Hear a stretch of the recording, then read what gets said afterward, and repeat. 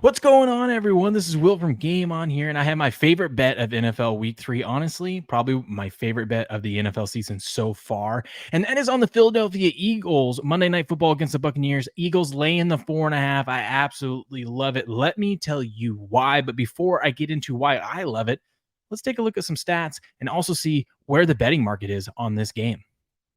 So as we can see from our good friends over at the Action Network, we got some sharp money, big money, and Action Network experts all lined up on the Buccaneers. Oh no, maybe I'm in trouble here, but I don't think so. But yeah, we have three signals lined up on the Buccaneers in this matchup.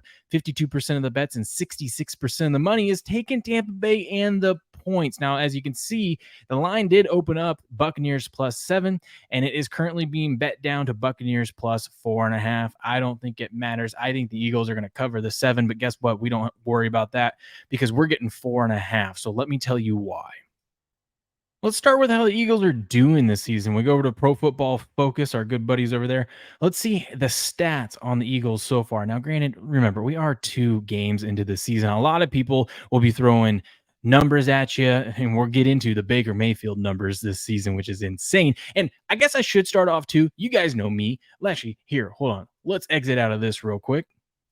You guys know me. If you've been following me this season, I've actually been on the Bucks. I love the Bucks. I've made money off the Bucks in week 1 and week 2, and I've been a fan and a backer of Baker Mayfield at his, with his time with the Bucks and even before that. But I thought this was a good fit for him in Tampa Bay, and so far it is working out as they are 2-0 on the season. So trust me when I'm saying this is not an anti-Baker Mayfield thing.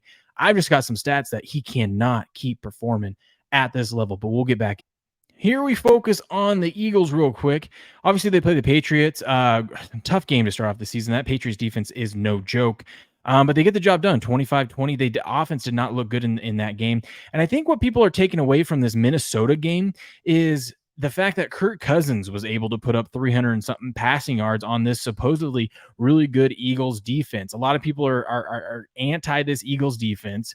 They're saying that this Eagle defense is not that good, and they're very injured. And while I can't argue that they have some key injuries, they are getting pressure on the quarterback. Now you're wondering, well, then why did they let the Minnesota Vikings score 28 points on them and Kirk Cousins throw over 300 yards? Well, one of these things that we can look at their tackling. Their tackling was piss poor in this game. Maybe because it was a Thursday night game. They just played their first game of the season. You think those guys are going to be a little bit sore, a little bit dinged up, and they've got a short week and have to play a game. I would imagine that most teams in this spot, especially going into week 2 of the season, this is probably not that uncommon to have some key missed tackles in that game. And oh, by the way, don't forget, Minnesota does have some really good offensive weapons. I don't know if you heard of this guy named Justin Jefferson. He's pretty good at football, and he's pretty good at making people miss and breaking some tackles, all right? So I wouldn't take too much into that. I think the fact that the Thursday night football game, the fact that they had to play on Thursday night is a reason why Kirk Cousins and them were able to put up points. And also, remember, it was a lot of garbage time points. Here's some more stats and power rankings from our friends over at Pro Football Focus. I'm just going to say PFF from now on, so you guys know what that is. They've got this cover probability, the Eagles to cover this game, probability of 51.2.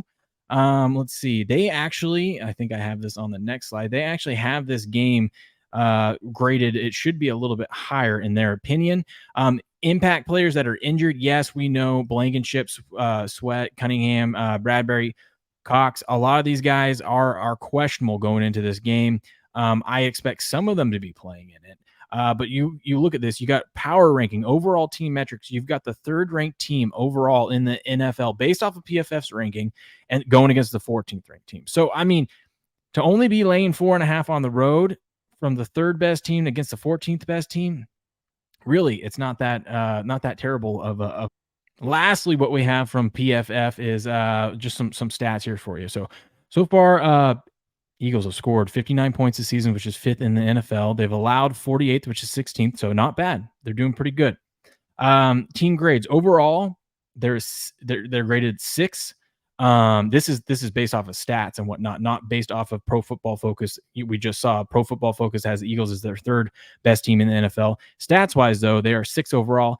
I don't know how that math adds up because we got offensive tied in 11th, defensive tied in 11th, and special teams tied in 17th. I don't know how that gets you to 6, but it does. But I was looking at this right here. So the market is currently at the game Eagles minus 4.5. Pro Football Focus thinks this should be more Eagles minus 5.3. Obviously, you can't have 0.3. So they're saying this is leans more towards minus 5 point Eagles minus 5.5 plus 105 plus 110 or something coming that way. Yeah, that's what we have here of what Pro Football Focus thinks about what the line should be in this game. Next up, let's look at some team stats here. So total points per game. Philadelphia is averaging damn near 30 points per game. So everyone who's talking about this Eagles offense isn't the same as last year. I don't disagree with you, but I mean, they're still putting up nearly 30 points a game. Their opponents are only putting up 24 against them. Let's see. They only have 6 touchdowns. I get that. Okay. And their opponents have 7. I understand that. First downs, their opponents are outscoring them in the first downs. Okay. I understand all that, but let's go down here. Let's look at this. This is one thing I want to point out.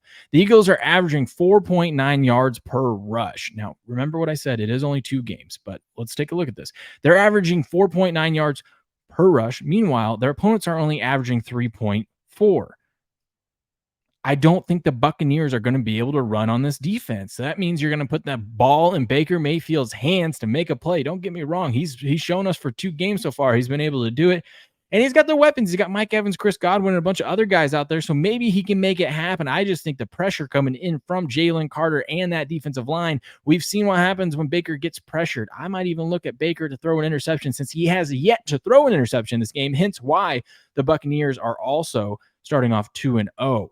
Yards per game. They're getting outscored yards per game. Once again, I think this Thursday night football stat really, or the fact that they played on Thursday night football after week 1, I think that really plays into all of that. But I also wanted to look at this time of possession because this is going to be interesting. The Eagles' time of possession, they're out beating their opponents 35 to, let's say, 25. So 10 more minutes time of possession than their opponents. That's because they're very good at running the ball. Now, you know what's interesting? The Buccaneers have a good time of possession as well. That's one thing that's been standing out to me about the Buccaneers is, wow, the Buccaneers are actually go on these long 13, 14, 15 play drives and get points and score touchdowns. That's not what you would typically expect from this Buccaneers team and from Baker Mayfield, let alone, I just think how much of that is able to continue to happen for the Bucs. I guess we'll find out. And how much is that going to be able to happen when you've got that pressure coming up from this nasty Eagles defense? This right here, though, this is probably my favorite stat that makes me like the Eagles in this game. Baker Mayfield this season through 2 games on third down, he's 20 of 23, 201 yards passing, 3 touchdowns, 0 interceptions, 0 sacks, 132 passer rating. That, I don't care who you are. I don't care who you're playing. I don't care if the Buccaneers are playing the Arizona Cardinals this weekend. That statistically cannot keep happening. Odds are that is not going to keep happening on third down, let alone going against this defense and getting that kind of pressure and seeing those blitzes. I think this is misleading. I think it's crazy that people are all of a sudden buying in on the Baker Mayfield hype. I just don't get it. People are buying in on Baker Mayfield. I was there at the beginning of the season, but I feel like people are buying high, which you could have been there with me buying low and won the last 2 weeks. And now I think people are overly excited. Monday Night Football, and we have Baker Mayfield out there going up, and he's going to have pressure in his face. I think we've seen this time and time again in the AFC North that he played against, where they had good defensive lines that were getting after him. We see him struggle. Now, maybe he'll prove me wrong. I don't know, but I think this Eagles defense is going to get after Baker in this one, and I don't think he can continue to be putting up numbers like this on third. And finally, let's take a look at some stats and trends brought to you by our good friends over at the Action Network. If you haven't already, go check them out, and just becoming a pro member gets you access to things like this in the NFL. I mean, you get access all year long to all sorts of things, but just, I think it's worth the money to be a pro member just for these weekly reports and stats and trends that come out for the NFL, especially if you're a big NFL bettor. Take a look at the Eagles, though. The Eagles haven't started 2-0 straight up in ATS since 2-0 straight up and ATS since 2016. That's the other thing. People are down on the Eagles, yet they've covered both times. I mean, Granted, it depends on what number you got for the last week's game, but still, you had a chance to cover with them. Let's see. Teams to start 2-0 straight up ATS after winning by 7 points or less in week 2 are 23-13 against the spread in the last 20 years in week 3.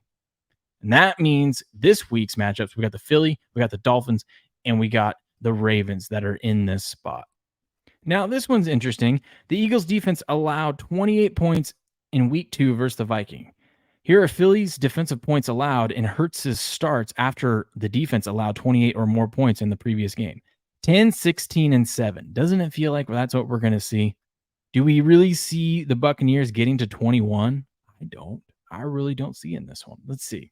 The only thing that is kind of concerning that you could say here is Hurts has not played well on the road.